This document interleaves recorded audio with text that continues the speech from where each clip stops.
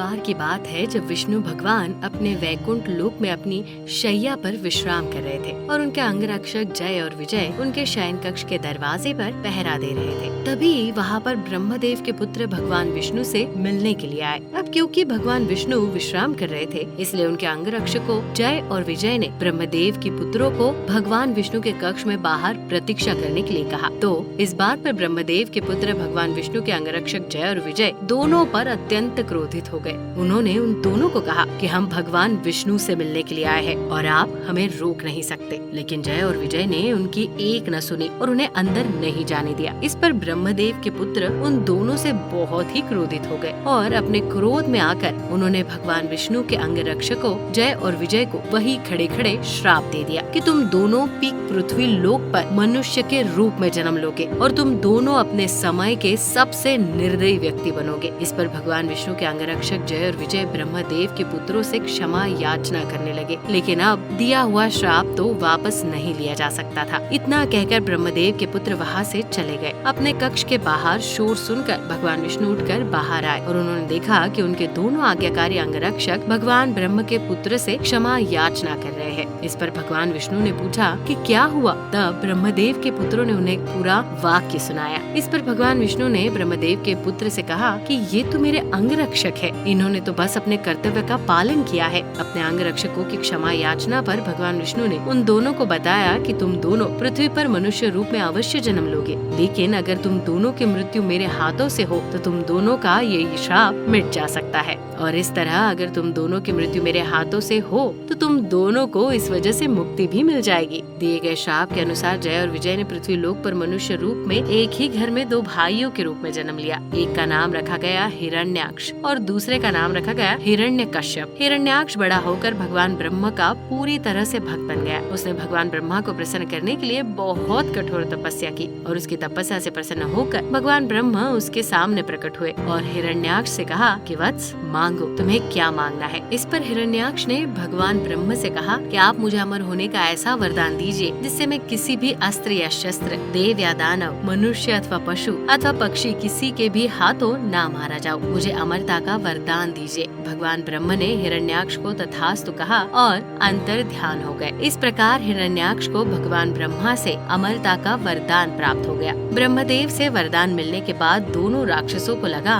कि अब तो वो अमर हो गए हैं, उन दोनों को अब कोई नहीं मार सकता और अपने इसी अहंकार की वजह से वो दोनों भगवान विष्णु को भी तुच्छ मानने लगे। फिर उन दोनों राक्षसों ने तीनों लोकों को जीतने का मन बना लिया। हिरण्याक्ष राक्षस ने स्वर्ग लोक को जीतने के लिए स्वर्ग लोक पर आक्रमण कर दिया। जब स्वर्ग लोक के देवताओं को पता चला कि हिरण्याक्ष ने स्वर्ग लोक पर आक्रमण कर दिया, उसका आक्रमण इतना भीषण था कि स्वर्ग लोक के सारे देवता स्वर्ग छोड़कर भाग गए। कोई भी देवता हिरण्याक्ष का सामना करने में सक्षम नहीं था। हिरण्याक्ष ने बिना किसी युद्ध के इंद्रलोक पर कब्जा कर दिया तो उससे रहा नहीं गया, क्योंकि वो किसी से युद्ध करना चाहता था। तो हिरण्याक्ष अपनी युद्ध की प्यास बुझाने के लिए समुद्र के किनारे खड़ा हो गया और वो वरुण देव के राजधानी जा पहुंचा। और वरुण देव की राजधानी में पहुंचकर हिरण्याक्ष ने वरुण देव को युद्ध के लिए ललकारा और बोला कि हे वरुण देव, आपने धरती के सारे राक्षसों को हराकर राजसूय यज्ञ किया था। आज मैं हिरण्याक्ष, एक राक्षस, आपको युद्ध के लिए ललकारता हूँ। आइए मुझसे युद्ध कीजिए और मेरे युद्ध की प्यास बुझाइए। लेकिन वरुण देव जानते थे कि हिरण्याक्ष ने घोर तपस्या करके ब्रह्मदेव को प्रसन्न करके उनसे कभी न पराजित होने और अमर होने का वरदान प्राप्त किया है। तो इस हिरण्याक्ष राक्षस से युद्ध करना कोई अक्लमंदी का काम तो नहीं है। और वरुण देव ये भी जानते थे कि बिना युद्ध किए ये राक्षस जाने वाला भी नहीं है। तो वरुण देव ने समझदारी से काम लेते हुए हिरण्याक्ष से कहा कि मैं तो एक साधारण सा छोटा मोटा देव हूँ और आप एक महाबली है। मुझ में आपका सामना करने की शक्ति नहीं है। आपसे युद्ध करने के काबिल तो सिर्फ विष्णु देव है। मुझे हराकर आप अपना बल या शक्ति यहाँ साबित नहीं कर सकते। अगर आपको युद्ध ही करना है तो आप विष्णु देव से युद्ध कीजिए।